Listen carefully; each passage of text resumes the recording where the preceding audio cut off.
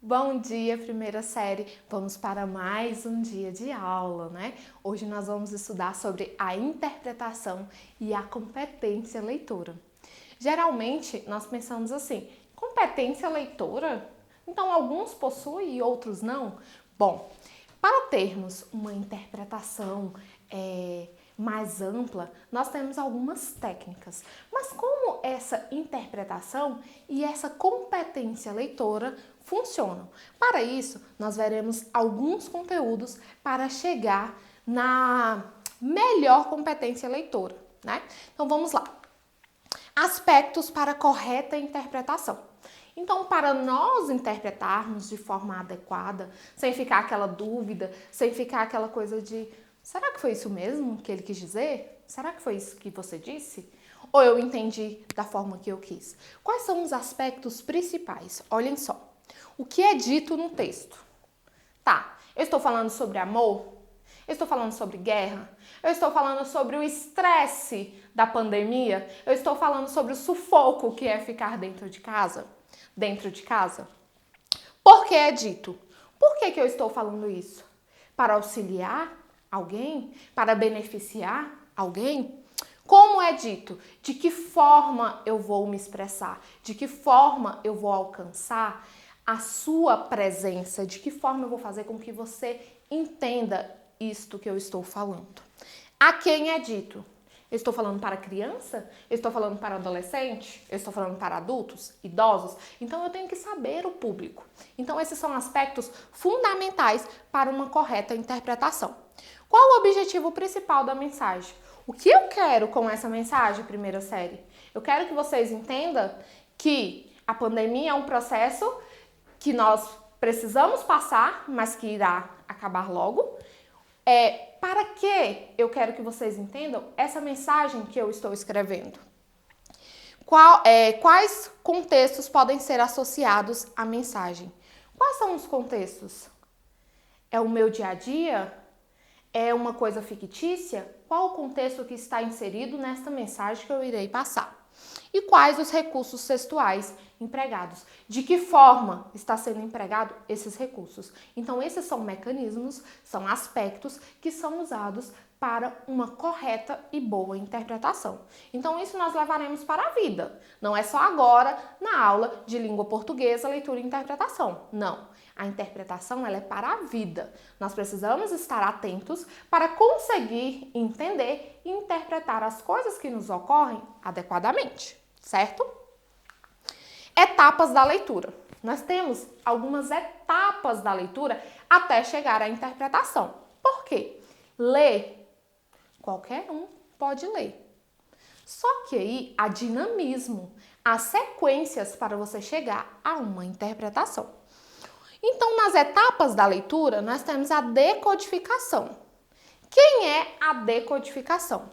É o processo no qual o leitor transforma as retas e curvas que compõem as letras em sons oralizados ou numa imagem mental do som. Então, eu consigo, tem lá a palavrinha formada pelas consoantes e vogais casa. Então, eu consigo ler, eu estou decodificando, certo?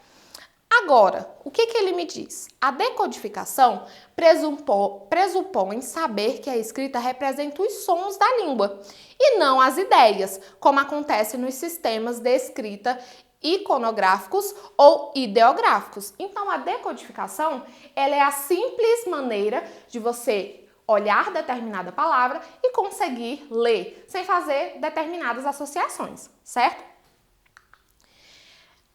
Após a decodificação, nós temos o quê? A localização de informação.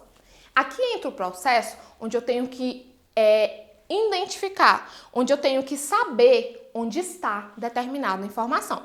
Então, essa etapa consiste em identificar no texto seus principais componentes, personagens, tempo, espaço, enredo, temas, subtemas e etc. Então, aqui, o que acontece? Nós voltamos aos nossos principais aspectos para quê? Para uma boa interpretação. Então, quando eu localizo as informações, eu começo a entender que eu estou tendo uma possível boa interpretação. Da Da localização, nós temos a associação. A associação diz o seguinte: baseia-se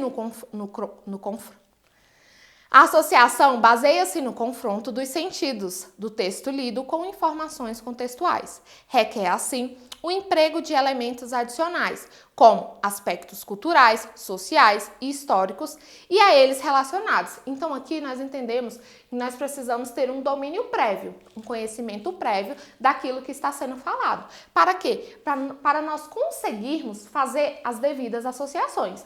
Nós estamos falando sobre o desenvolvimento do aluno sobre a competência leitora. O que o aluno sabe sobre a competência leitora? O que o aluno sabe sobre a leitura, sobre a associação? Então, ele precisa ter um certo contato para fazer a possível associação. Entendem que esses termos são de muita importância e precisam ter o quê? O passo a passo. E nós passamos por esse passo a passo. Aí vem a leitura. O que a leitura nos diz? A leitura ela exige uma análise crítica, reflexiva e emotiva. Sim, eu preciso analisar atentamente, eu preciso entender qual a crítica que está naquele texto, se é que há uma crítica, e eu preciso entender a reflexão, a informação que está sendo passada por aquilo que eu estou lendo. Para que a mensagem seja compreendida, é necessário que o emissor e receptor possuam conhecimento de mundo. Foi o que eu falei agora para vocês. Eu não posso conseguir refletir, eu não posso compreender se eu não tenho certo conhecimento, se eu não consigo fazer uma associação. Então, é muito importante essa associação.